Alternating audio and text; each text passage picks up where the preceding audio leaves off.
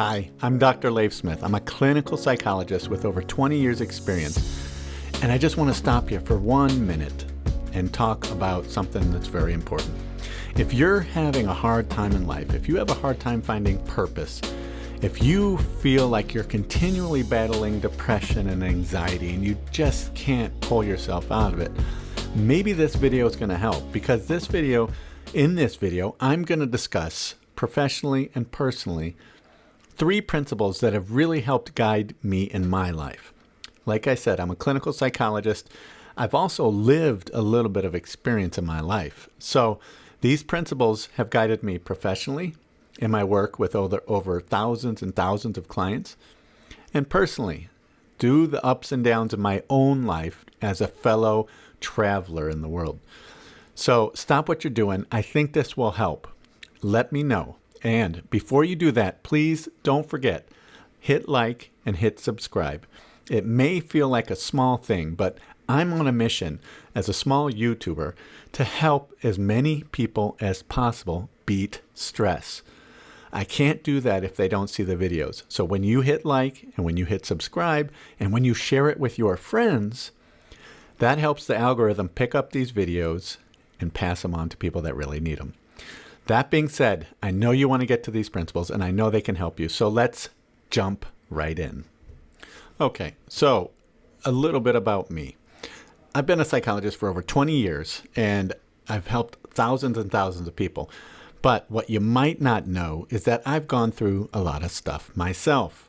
And one of the things that really has helped me, and I remember my life changed at age 21 when I realized this, is the notion that you choose your narrative, and your narrative, or the way you explain things in life, really determines how you're going to filter out the rest of your life.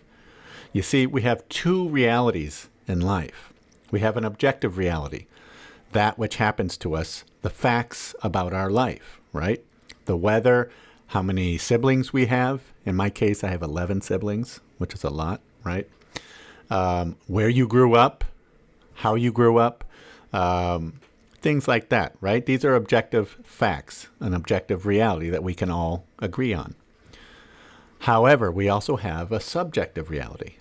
That is the reality in terms of how we explain our objective reality. So how we explain what happens to us is our own subjective reality. And that's what I'm talking about right now. We need to be very careful with that subjective reality. We need to be very careful with the narrative we choose to use on a daily basis. I grew up one of 12 kids, and one of the narratives that I accidentally chose growing up was that I will always suffer because I didn't have the father figure in my life that I needed. Now, it might sound strange to have 12 kids, or I guess my father had 11 kids with my mother, but to have all those kids and then to not be a father figure to them, right? That sounds strange. Well, it happens. My dad wasn't really around much growing up. And then when I was 14, my mom and dad divorced.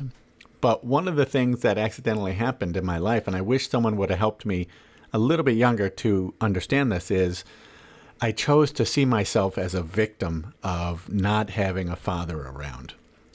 That led to a lot of anger. That led to a lot of pain. It led to a lot of anxiety and depression because my whole world was filtered through that, right? My whole world was filtered through this jealousy of others that did have a father figure, that did have some stability in their life. My whole world was filtered through the pain and the anger. Why would he do this? Why would he not be available? Why would he leave so many kids? Why would he choose to have all these kids and then not be around for them? So my reality was that I was the guy who didn't have a father and I was trying to make it in the world, but it's a tough place, right? Well, you can see how that's probably not going to be the best narrative if you're going to get on and do great things in the world. Plenty of people have grown up without fathers. I know some of you watching this video probably grew up in worse circumstances than I did. And so it's really important that you understand you choose your narrative, because I chose that one. It was not until later, till I became a father, until eventually when I reconnected with my father, I think that was my mid-30s. When I reconnected with him, I chose to change my narrative on my life in that manner.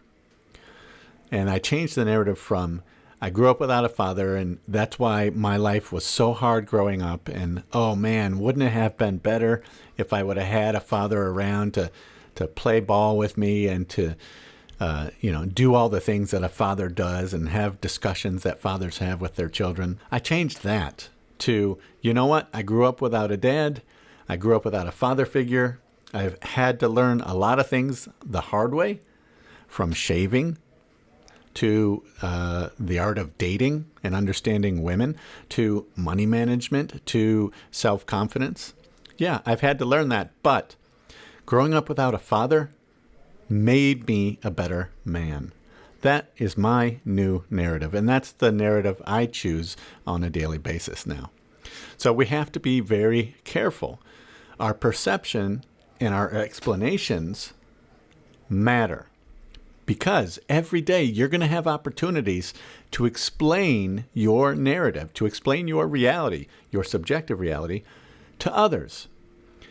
That means you want to be very intentional about it. Don't slide into the victim mentality.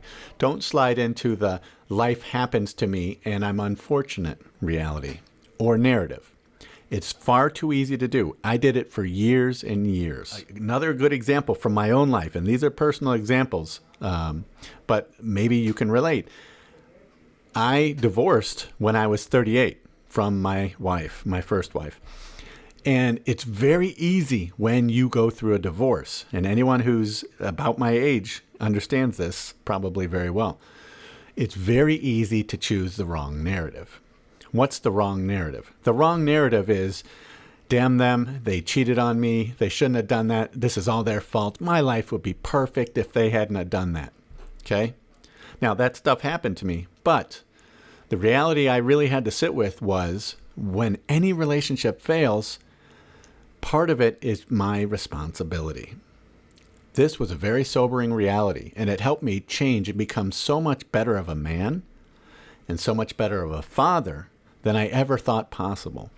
I had to sit with the fact that my dreams of having a lifelong marriage ended after 15 years.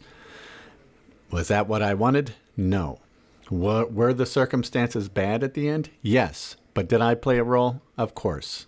That's how it works. So I had to change my narrative from being a victim of a divorce to someone who unfortunately has gone through a divorce and learned and became a better man and a better father, eventually to the point that I was able to find a wonderful woman and remarry and have another child with her.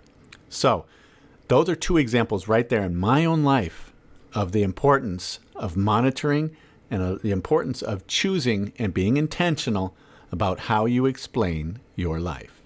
Okay, on a lighter note, let's talk about principle 2, which has really helped me in my life. And that is the principle that my success in business and in my career is related directly to how useful I am to others. That might sound strange, but you've got to look at it that way.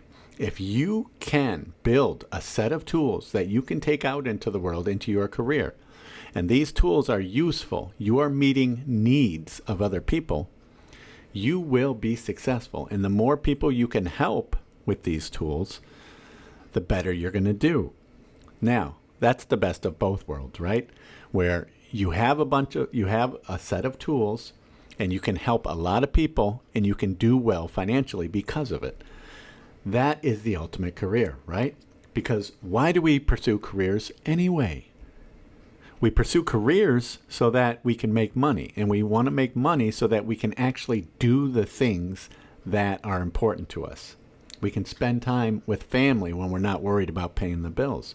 We can go on vacations with family and friends because we're not worried about making the mortgage payment on a monthly basis. So our careers are just ways to bring in more money and to be more useful so that we can go out and do really what we want with the time